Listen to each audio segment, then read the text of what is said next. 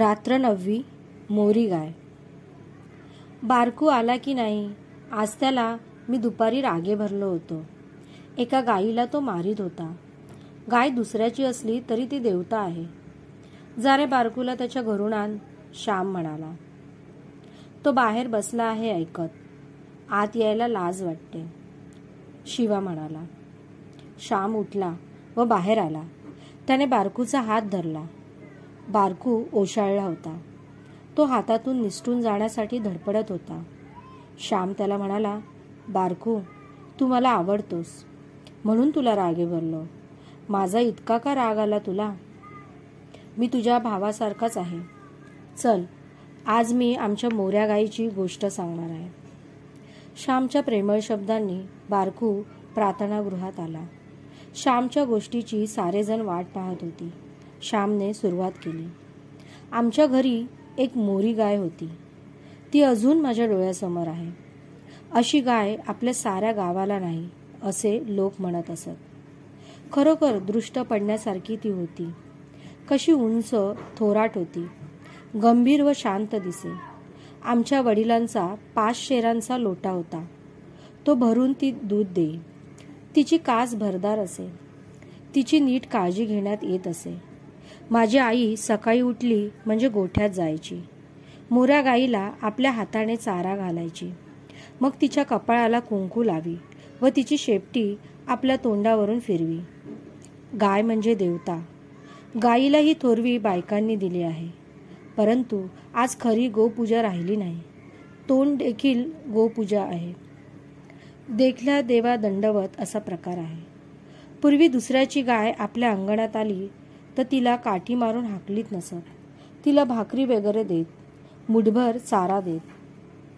आज दुसऱ्यांच्या गायीस जरा अंगणात येऊ दे की त्या गोमातेच्या अंगावर बसल्याच काठ्या.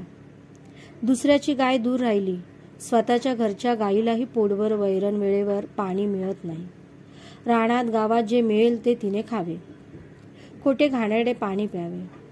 आज या गायीला आपण भीक मागायला लावले आहे म्हणून आपणावर भीक मागण्याची पाळी आली आहे. जशी सेवा तसे फळ.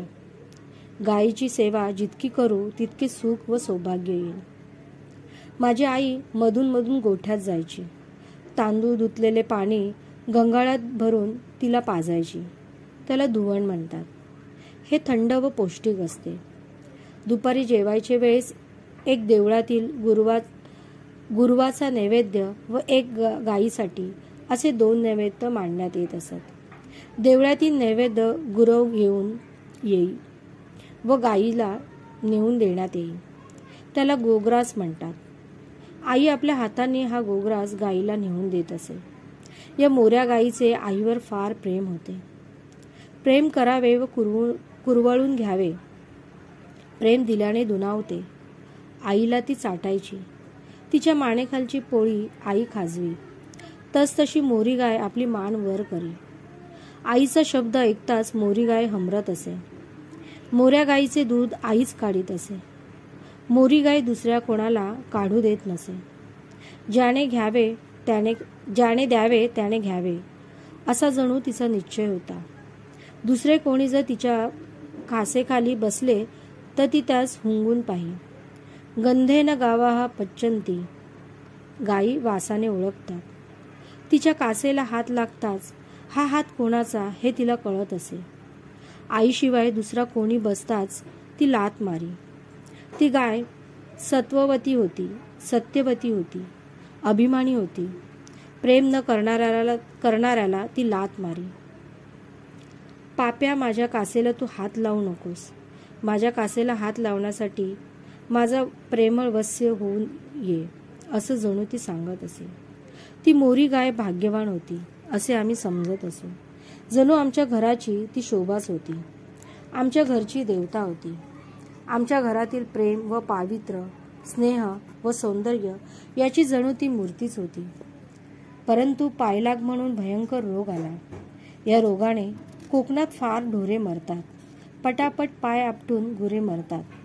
पायाला क्षते पडतात व त्यात किडे होतात. 1-2 दिवसात ढोर मरते. मोऱ्या गाईला पायलाग झाला. पुष्कळ उपचार केले परंतु गाय बरी झाली नाही. एका काडीचंही ती शिवेना. मान टाकून पडली होती. आम्ही घरात जपही केले, परंतु आमची पुण्याही संपली होती. मोरी गाय आम्हा सोडून गेली. मोरी गाय गेली त्या दिवशी आई जेवली नाही. आम्ही सारे जेवलो. आईला किती वाईट वाटले ते मी कसे सांगू. जो प्रेम करतो त्यालाच प्रेमवस्तू गेल्याचे दुःख कळते. इतरास काय समज. मोरी गाय जेथे मेली त्या जागेवर आई पुढे काही दिवस हळद कुंकू व फुले वाहत असे. कधी कधी आई बोलताना म्हणे, मोरी गाय गेली व तुमच्या घराण्याचे भाग्यही गेले. त्या दिवसापासून घरात भांडण तंटे सुरू झाले. भरल्या गोकुळासारखे तुमचे घर पूर्वी गावात दिसे, परंतु मोरी गाय गेल्यापासून अवकळा आली. माझ्या आईचे म्हणणे खरे आहे, फार व्यापक अर्थाने खरे आहे.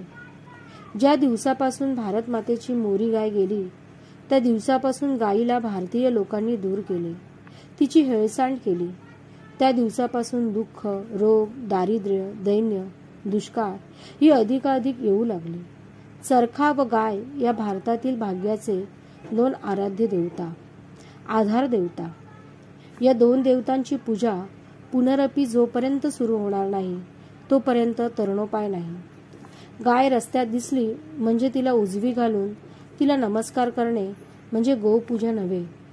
आपण दांभिक झालो, देवाला नमस्कार करतो व भावाला छळतो. गाईलाही माता म्हणतो, परंतु तिला खायला प्यायला देत नाही. तिचे दूधही मिळत नाही, मिळाले तर रुचत नाही. खोटा वारपांगी नमस्कार करणाऱ्याला नरक सांगितलं आहे, दास्य सांगितले आहे.